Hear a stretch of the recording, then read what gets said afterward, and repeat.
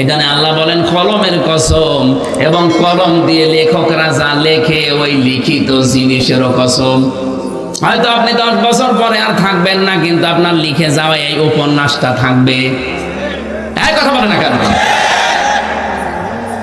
পবিত্র প্রেম নামে একটা সিনেমা বানিয়েছে একজনের উপন্যাস দেখে দেখে। আমি পড়েছিলাম উপন্যাসটা, নায়িকা ছিল মনে হয় মাহিয়া মাহি। মনে করছেন হুজুর কিচ্ছু জানে না? হ্যাঁ,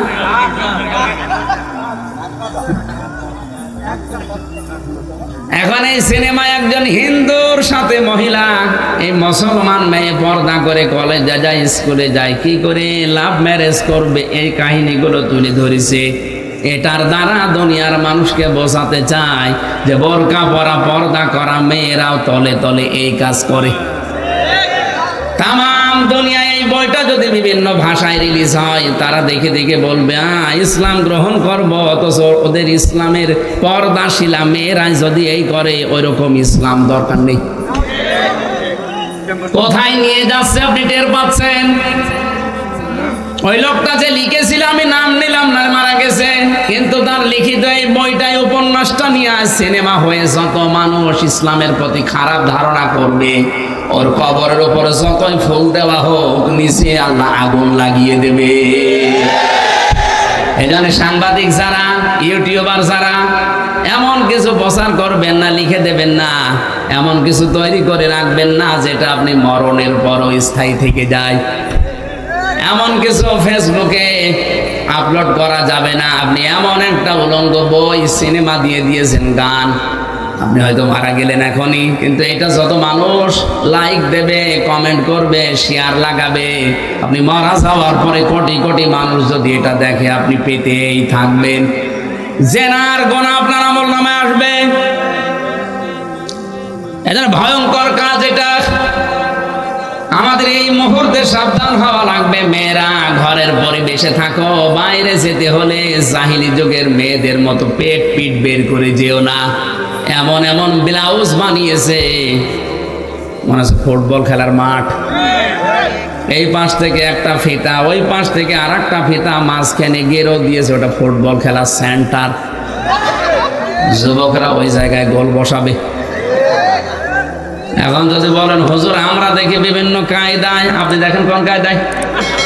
কুষ্টিয়ার বড় বাজার থেকে যদি রিকশায় ওঠেন, সামনের দিকে তাকিয়ে দেখবেন বিশাল মাঠ। কোন দিকে তাকাবো? এমন পোশাক বানিয়েছে, বুকের উপরে কোনো ওড়না নেই, যুবতী মেয়ে, লিখে রেখেছে এক বুক সালা। নাউজুবিল্লাহি মিন যালিক। মাথায় কোনো কাপড় দেয় না। যেই মহিলার চুল খোলা থাকবে, যত মানুষের চুল দেখবে, নবীজি বলেন প্রতিটি চুল কিয়ামতে কামড় দেবে সাপ হয়ে। সম্মানিত মা বোনেরা, এই শাবান মাসকে সম্মান দেওয়া শেখেন, পর্দার ভেতরে আসেন। আপনার পেটে যে আল্লাহ ভালো সন্তান দেবে, শাবান মাসে এমনিতেই দেবে না, এটা ভালো হওয়ার জন্য মা হওয়া লাগবে আব্দুল কাদের জেলানির মতো মা। আব্দুল কাদের জেলানি যে মায়ের পেটে এসেছিলেন, বাসর রাতে তার বাবা দৌড় দিয়েছে বাসর ঘর থেকে। স্ত্রী ডাক দিয়ে বলে, স্বামী আমার দৌড় দেবেন না, আমার বাবা আমার সম্পর্কে যা যা বলেছে একটু শোনেন, আমি ব্যাখ্যা করছি। আমার বাবা হয়তো আপনাকে বলেছিল যে আমি অন্ধ। এ কথার অর্থ হচ্ছে, যুবতী হওয়ার পর থেকে এই চোখ দিয়ে এমন কোনো হারাম জিনিস আমি দেখি নাই, এই জন্যে বাবা বলেছে আমি অন্ধ। আমার মনে হয় এরকম মেয়ে এখন মানুষের ঘরে ঘরে। 5 বছর থেকে চরিত্র হারিয়ে ফেলছে।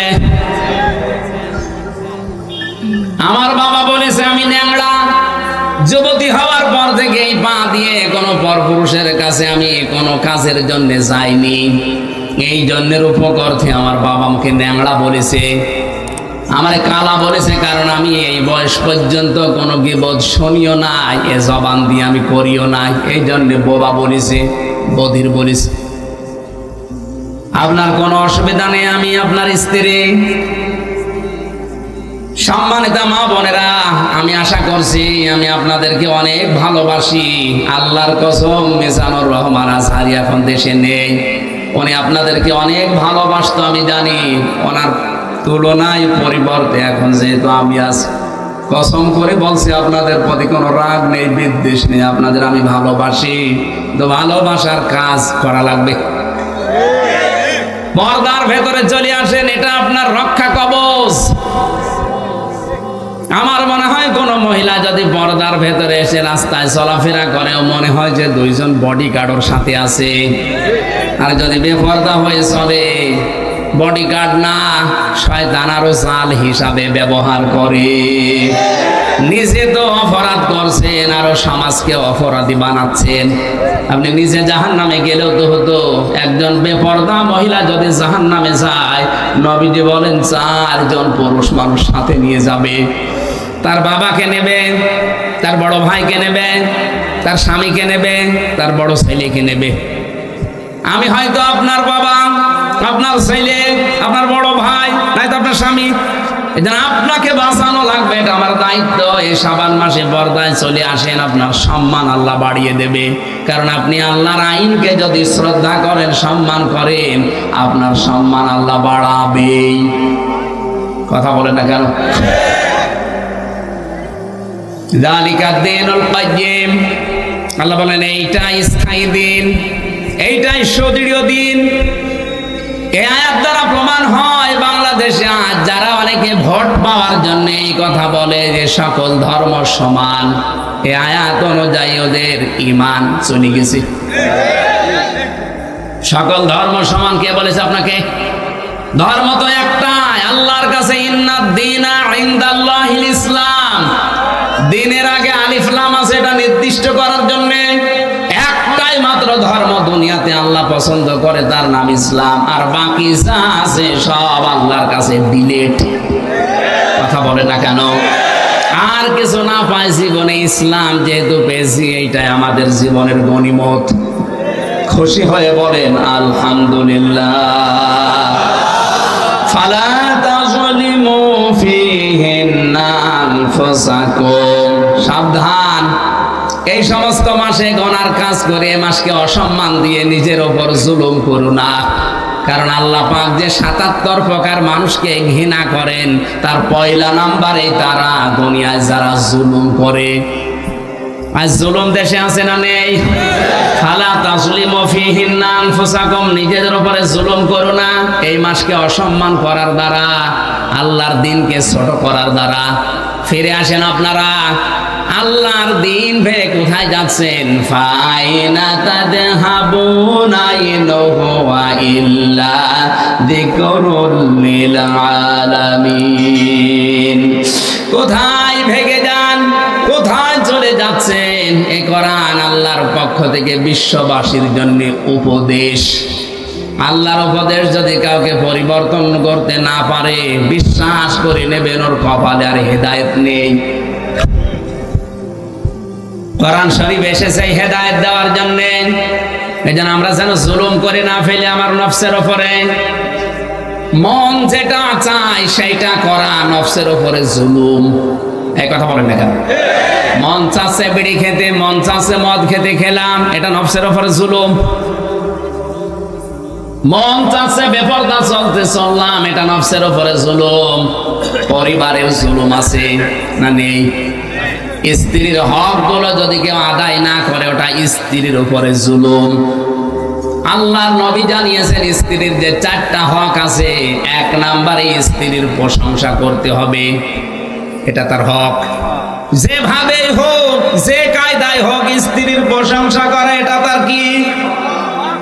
এখানে কত স্বামী বসে আছে, আজ স্ত্রীগুলো পরকীয়া প্রেম করছে, এমনিতে না। আমি জেলখানায় দেখেছি 100 জনের 70টা মানুষ প্রায় এসে তো পারিবারিক গন্ডগোলের কারণে জেলে। হয় বউ মেরে ফেলেছে, নাই আত্মারা করে ফেলেছে, নাই সবাই করেছে, যে কোনো কায়দায়।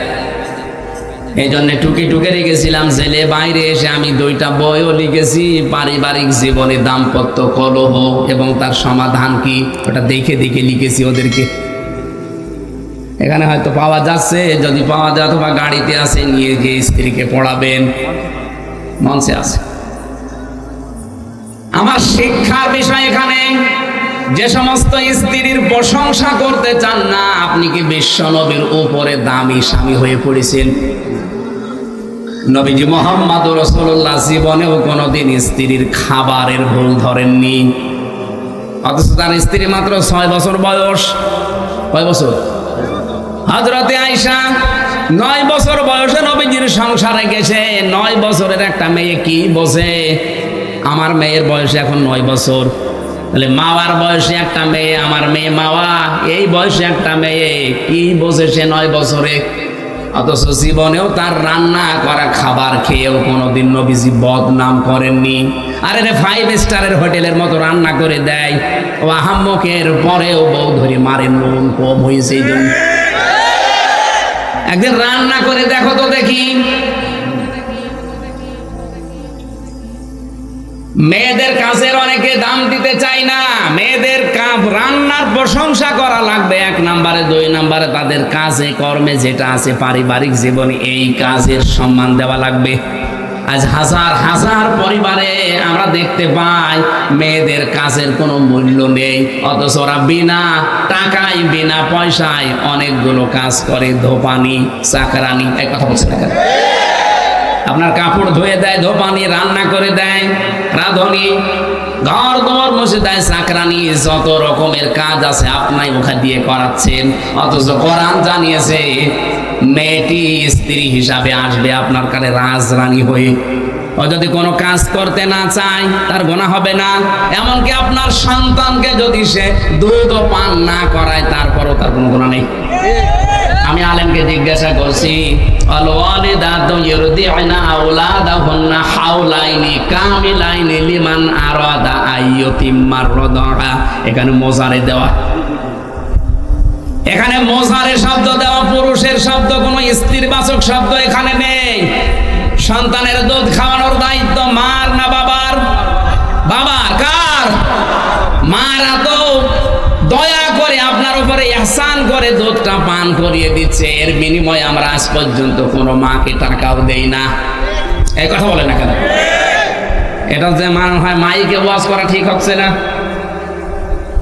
মাইক বাদ দিয়ে করার দরকার ছিল, কারণ এই আওয়াজ যদি ওদের কানে যায় না জানে আবার বেঁকে বসে কিনা। বলবে ঠিক আছে কোরআনে যেহেতু আছে আমরা আর বিনা টাকায় ফিরি ফিরি দুধ খাওয়াবো না, দুধ খাওয়াতে হলে আমাদেরকে 2 বছরে 50,000 টাকা দেওয়া লাগবে।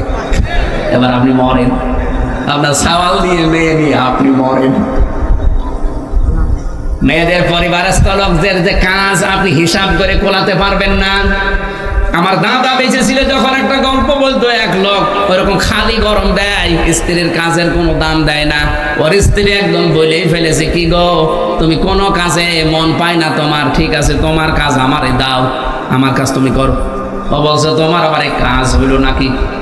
ঠিক আছে আজকে যা আছে পরিবারে সব কাজ তুমি করবা, তোমার কাজ তো শুধু গরু চড়ানো, আমি ওইটা আজকে করছি। পুরুষের পোশাক পরে গেছে মাঠে, গরু চড়িয়ে সারাদিন পরিশ্রম করে করে আসতেছে। এই ভাত রান্না করার জন্য চাউল দরকার, যে দেখে চাউল ঝাড়া নেই, ওই খুদ বা গুঁড়া সব আছে, ওটা এখন ঝাড়তে হবে পরিষ্কার করার জন্য। কোলা নিয়ে এসেছে, যে কোলা নাকি বলে, কোলা নিয়ে এসেছে, চাউল ঝাড়বে। কিন্তু চাউল ছাড়তে হলে তো নিচে একটা আওয়াজ দেওয়া লাগে হাত দিয়ে, তাছাড়া ঝাড়া হয় না। ও চিন্তা করছে আমার বউ তো চাউল ছাড়ে কিন্তু টক টক করে একটা আওয়াজ হয়, সে কাটি কই, কাটি খুঁজে পাচ্ছে না। ভাত রান্না না করে বসে আছে। ও মহিলা ছাগল গরু চড়িয়ে বলছে, কই কি করেছো? বলছে তোমার মতো বজ্জাত মহিলার সাথে সংসার করাই কঠিন। কোলার নিচে চাউল ছাড়তে গেলে যে টক টক করে আওয়াজ হয়, সে কাটি কই। তুমি কাটি খুঁজতেছ, আর আমার কাছের কোনো দাম দাও না, এবার আমার কাছে দাও, দেখো টক টক করে আওয়াজ কি করে হয়। একদিন আপনি পারবেন না। এই জন্য স্ত্রীর উপর আমরা যেন জুলুম করে জালেম হয়ে না যায়। আল্লাহ কিন্তু ঘৃণা করে সবচাইতে বেশি জালেমকে, আর আল্লাহর মামলাও হবে জালেমের বিরুদ্ধে। স্ত্রীর খাবারের প্রশংসা করা লাগবে, স্ত্রীর কাজের প্রশংসা করা লাগবে। আল্লাহ চান না কোন সংসার ভেঙে যাক। ছোটখাটো কোনো বিষয় যদি মনোমালিন্য হয়েও থাকে, খুব বেশি দিন গড়াবেন না, তাড়াতাড়ি করে মিল করা লাগবে। স্ত্রীর সাথে যদি এভাবে থাকতেই থাকে গন্ডগোল লেগে, আমার যতটুকু ধারণা 3 দিন পার হয়ে গেলে শয়তান আর বসে থাকে না, ও 2 জনকে ফসলায় আর কি হবে, চলে যা, তোর জন্য তোর সাবেক আছে। কথা বলে না কেন? 2 জনকে যেহেতু শয়তান ফসলাচ্ছে, শেষ পর্যন্ত সোনার সংসারটা ভেঙে যায়, মাঝখান থেকে সন্তানগুলো জাহান্নামে পড়ে। 2-3 সন্তান, 4 সন্তানের মা রেখে বাবা আর জায়গায় বিয়ে করছে, মা চলে যাচ্ছে আর এক জায়গায়। এদের দিকে একটু তাকালেন না? এর বাবা তো হয়তো আর একটা সংসার করবে, কিন্তু এই বাচ্চাগুলো শেষে সাগরে পড়া ছাড়া উপায় থাকে না। আল্লাহ আমাদেরকে এই জায়গায় যেন শয়তান ধোঁকা দিতে না পারে, বলেন আমিন। নবীজি বলেন, স্ত্রীর সাথে মাঝে মাঝে নিজে আনন্দ করবা। এমনকি স্ত্রী ব্যবহারের পরে কোনো মানুষ যদি গোসল করে, যতগুলো ফোঁটা ফোঁটা পানি মাথা থেকে পড়বে অতগুলো নেকি হবে। সাহাবীরা বললেন, হুজুর এই কাজে নেকি হয়? আল্লাহর নবী বলেন, এই কাজটা যদি তুমি অন্যের স্ত্রীর সাথে করতে কি হইতো? বলে গোনা হইতো।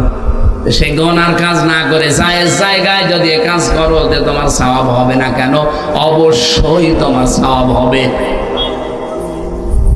কোন স্বামী যদি স্ত্রীর হাত চেপে ধরে, আর স্ত্রী যদি হাসি মুখে হাতটা, 2 জনে চেপে ধরার ভেতরে যতগুলো গুনাহ ছিল দিনের ভেতরে, সগীরা গুনাহ আল্লাহ ঝরিয়ে দেয়।